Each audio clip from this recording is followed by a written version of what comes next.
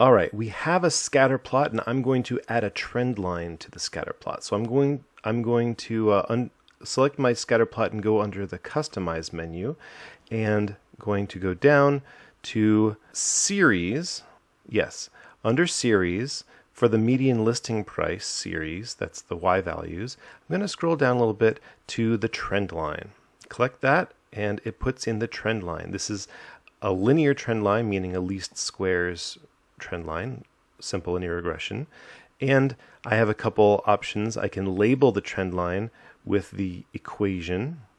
Gives me the linear regression equation. I can also show R squared.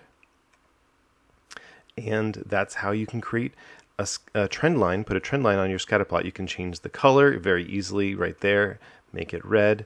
All right, so there's a trend line and a linear equation and the R squared, which is the coefficient of determination in Google Sheets.